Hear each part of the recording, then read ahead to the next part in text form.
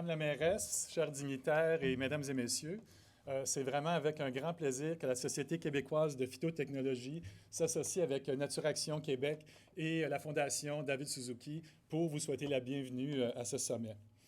Louise a dit des mots un petit peu sur la phytotechnologie, qui est en fait l'utilisation des plantes vivantes pour résoudre certains problèmes environnementaux. Les marais filtrants, les toitures végétalisées, les murs végétaux, la phytorémédiation, tout ça, c'est pas né d'hier, mais le fait qu'on les a rassemblés sous un vocable de phytotechnologie, ça, c'est très récent. En fait, ce terme-là était à peu près inconnu ou inutilisé il y a à peine 10 ans au Québec. Les rassembler justement sous ce même vocable, ça permet de faciliter la communication entre les chercheurs et les professionnels, et ça permet surtout de peut-être mieux faire connaître et mieux communiquer l'intérêt qu'ont les phytotechnologies comme solution à des problèmes environnementaux.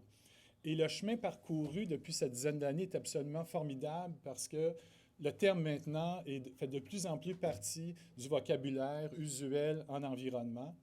Et le travail sans relâche de la Société québécoise de phytotechnologie n'est pas entièrement inconnu à ce succès-là. Donc, la Société québécoise de phytotechnologie, ou la SQP, a été fondée en 2008 et a pour mission de promouvoir les phytotechnologies comme solution aux problèmes environnementaux. Cette mission-là, la SQP le remplit de trois principales façons. D'abord, en faisant connaître la phytotechnologie à travers des documents qui sont publiés, à travers l'organisation annuelle de son colloque, à travers des visites sur le terrain. Elle le fait aussi en favorisant les échanges entre les intervenants, parce que la phytotechnologie, c'est un domaine qui est vraiment multidisciplinaire, et donc il faut rassembler des fois les architectes, les biologistes, les horticulteurs ensemble pour améliorer ces nouvelles approches.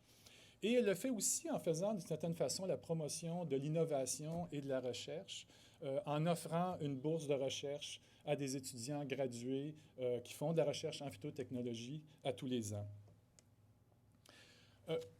C'est pas facile de sensibiliser les gens au réchauffement climatique, surtout dans des journées comme aujourd'hui où il fait moins 15.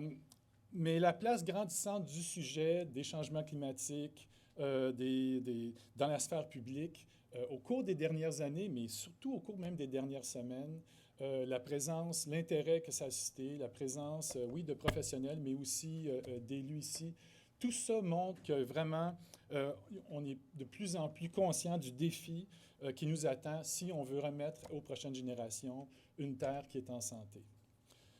Ce défi, il est énorme. Il faudra utiliser tous les outils à notre disposition pour y arriver. Et la conservation des infrastructures naturelles et l'utilisation des phytotechnologies, ça fait partie de notre coffre à outils pour trouver des façons d'atténuer les impacts des changements climatiques. Et ça, particulièrement en milieu urbain.